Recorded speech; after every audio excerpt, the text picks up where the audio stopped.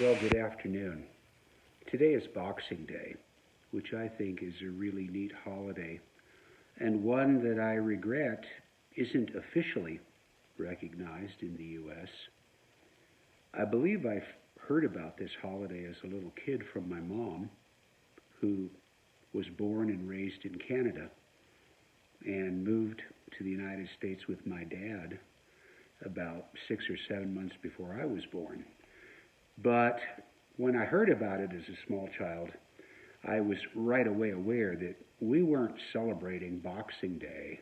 There was one Christmas that day. Well, there was Christmas Eve, and then there was Christmas Day, and there was a lot of church, but there was no Boxing Day. Well, anyway, today is Boxing Day, and I'm choosing to celebrate it because some gifts from the kids arrived in Redmond just before the trip up to Portland to be with the other Oregonian relatives a couple days ago. And some of those boxes were kind of big, so I elected to leave those gifts for me here and open them when I got back, which I duly did. And all I can say about all of my gifts from the kids in Chicago and New Jersey is some assembly required. I got a beautiful office chair, which I hope I'll be able to figure out. I got this really cool display case with no instructions as how to put it together. I know it's only about 12 or 14 pieces, but I'm kind of spatially handicapped. Anyway, I'll look on the pictures on the website and see if there's instructions or I can figure it out from there. And finally, I got something that I thought I'd talk about now. This magnificent kit came from my son-in-law, Max. It's from a company called Time for Machine.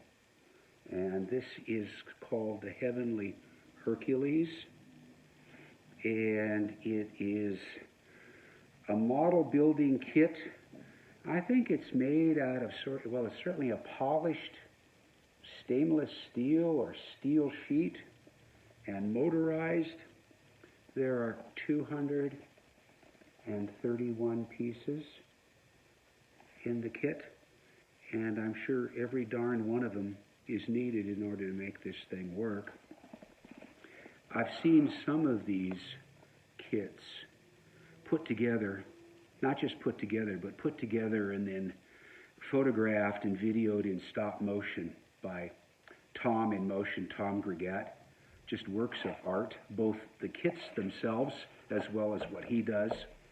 And now I'm opening this thing up, and I see that the instruction booklet is totally daunting. Jumping to the end. Yeah, there are four prop engines on each wing, each with rotating propellers that are driven through a gear system that runs down to a motor in the base. And of course, then you've got all of these exquisitely shaped. Oh, here it is. Look at this. It's like a portfolio, a folder here of. See if I can get one of these out. My God. And those are some of the big pieces. Okay, clearly wings. Okay, so this is sort of photo etch parts on steroids. I mean, obviously sturdier, but lots of bending required. Here's another one that I'll slide out. Come on, don't break anything, Mark. Oh my God. Okay, and of course what I know already is that these things don't just go on flat. You got to do a lot of bending and turning. I wonder how many tools I might have to acquire. Okay, and then down here, after this portfolio, we already got something that wanted to bend out. Prop there. Oh yeah. I think there's a motor in there. No, it's not a motor. It's a wind-up. It's one of those spring steely things, technical term. Oh my God, all these little gears, some of which have popped out where they were, but I think, let's make sure all the pieces are here. 1, 2, yeah, good.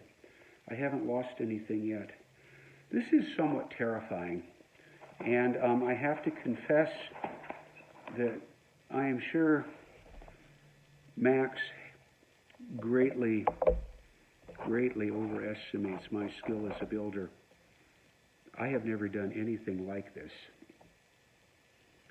I will admit that immediately I went to YouTube to look at a tutorial about how to put one of these together, specifically this kit, and of course Time for Machine has an official or a company website.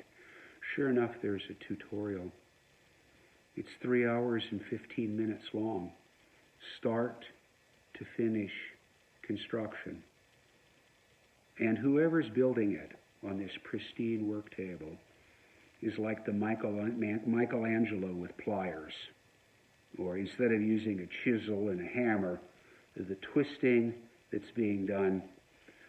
I know enough that you're going to have to get these pieces just right, so that at the final moment, when you turn that key down here and let it go, everything runs through and makes all of that work. The model's about, I think, when assembled, the wingspan is about like this, and the length is about like that. And I figure if I give this my true attention, I might have it done by Thanksgiving, next Thanksgiving. Of course, that'll mean no more model painting or figure painting. And this is a work of art. And now the task will be to remove it from this pristine case and see if I can do it. I imagine it'll take me 30 hours at least to go through that 3-hour video step by step. And no promises, but maybe a fourth quarter 2023 production from Mark from Montana. Maybe 2024 if I don't abandon all of my other pending projects. Max, it's an amazing gift. I'm definitely not worthy or talented enough. Never tried anything that challenging, but we'll give it a go. I won't need any super glue, and I certainly won't need to paint it, but it will require a whole lot of other skills that I'm a bit rusty on. Anyway, that was the surprise of Boxing Day. The other assembly, the display case and the desk chair, I think are going to be a snap compared to that. Okay, and for my fellow Americans, let's start a write-in campaign to whoever it is. Would it be Congress? Your local representative, that we need to add Boxing Day to the federal holiday calendar. Take care, everybody. Bye.